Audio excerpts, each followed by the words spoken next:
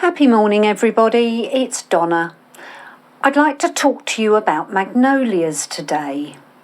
Now, in the background, hopefully, I've got some pictures that are completely local, and they're mainly showing the great big pink, what we would say tulip-flowered Magnolia soulangeana.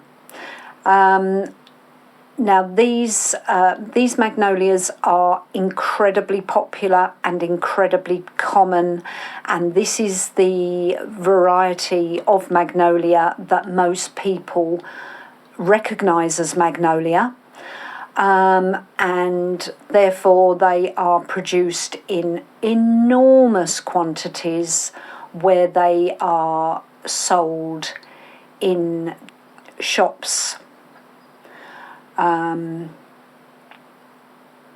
Mostly in quite small pots, so probably about 3 litre.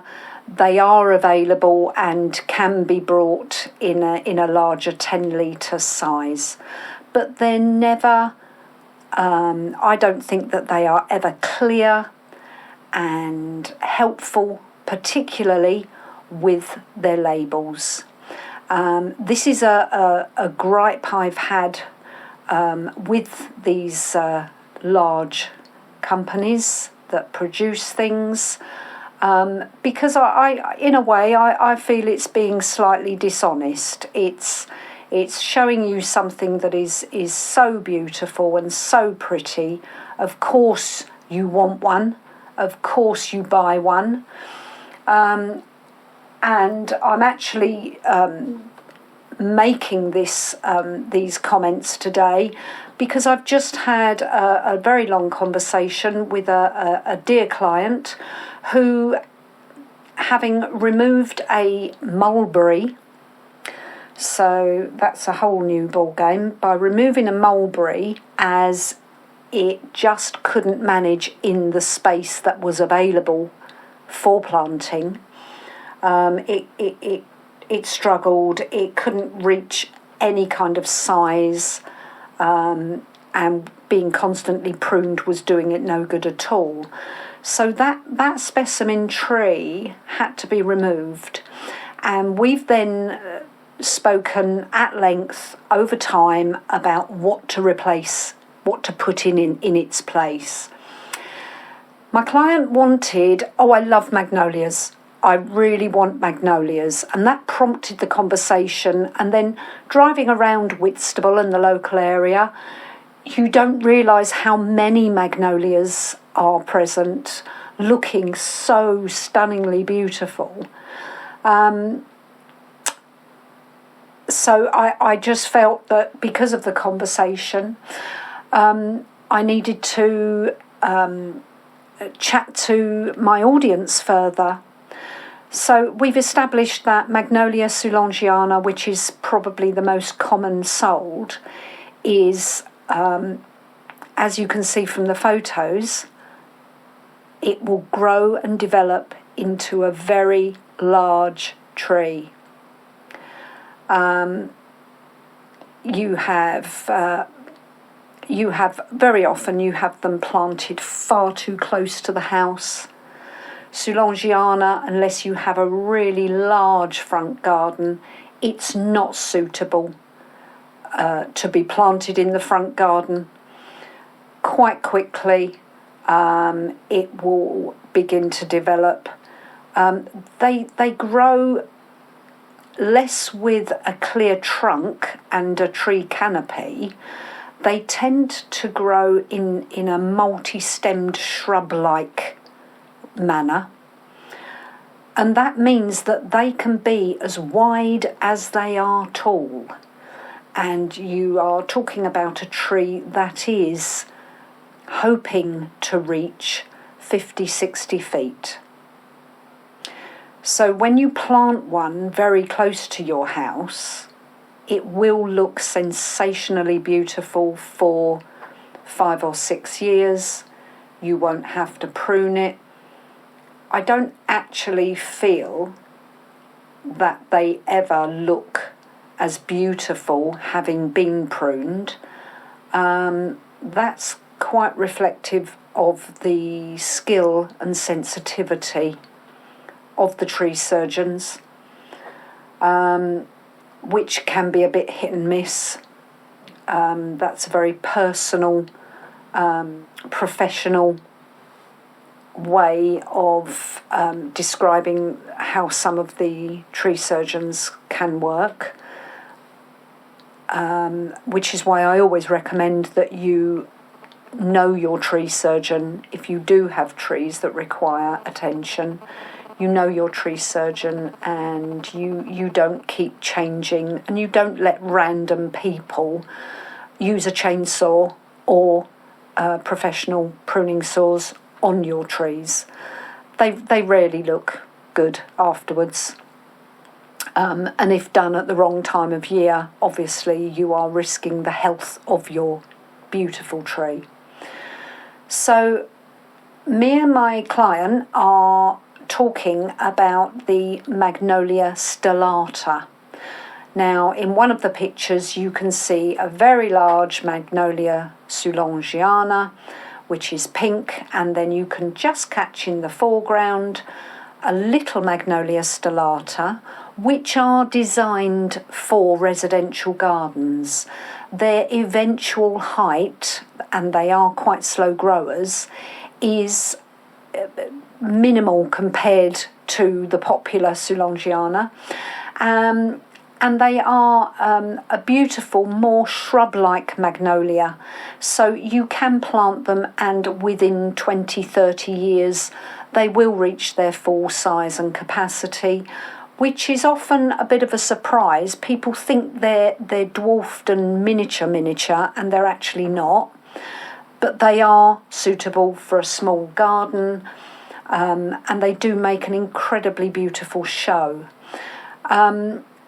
There are hybrids offered with the tulip shape cupped flower. They can't seem to keep them tiny.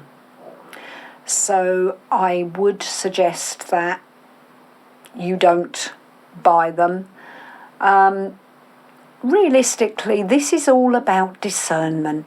This is all about understanding that even though we come across beautiful things that we can afford, that we fall in love with and want to plant in our gardens, discernment is necessary. You have to understand you are buying a tree with a life expectancy. It's not like you cannot put a tree, any tree, even the dwarf varieties, in the same compartment as our use it and then throw it away kind of society. I'm always horrified that we feel like this, and we're actively perhaps encouraged to behave like this with living trees. They need availability of space, light, airflow, food, water. Otherwise, you're denying them the ability to be what they need to grow into, and their life expectancy is cut short. Stellata is a wonderful alternative to the magnolias. You can see from the pictures they do make quite a lot of petal mess. How you can call that mess, I just think it's gorgeous. It's a bit like the cherry blossom, which is wonderful. So realistically, the point of chatting to you today is just to show you, think before you buy. Please think before you buy. Consider 10 years' time, 20 years' time. Consider the shape of the tree. As I've said, magnolias can be as wide as they are tall. They are shrubby in their development of being multi-stemmed instead of one single clear trunk, which is possible, but not the norm. So consider the light that it would take out of a bedroom window, a lounge window. Consider the fact that you could have to employ a tree surgeon to come and deal with your magnificent magnolia, perhaps on a 2 or 3 year cycle of pruning, and the effect that it would have on the tree if you do so. So my customer has actually now settled, because I've explained to her that her Magnolia stellata will be suitable for the space that we have for her new tree. We touched on the fact that it will be as wide over time as tall, and that means there's only about 15 feet between her and her bungalow. So with that in mind, we have decided that we're going to go for an Amelanchier. I've mentioned these many times before. For me, Amelanchier is such a good all-round tree. I will be doing a post about Amelanchier for you, and I will be using pictures of my own stock for that to show you what they are. Along with hawthorn, they are perfectly suitable and perfectly reasonable for pruning for a small residential garden.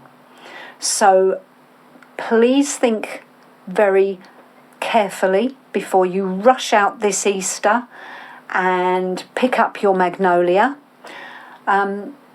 because it does need consideration. The purpose of trees and what they do for us, their life expectancy, the shape they need to be and the growth they need to make, all needs careful consideration from gardeners. Thank you very much for your time. Have a lovely Easter and speak to you soon. Bye-bye.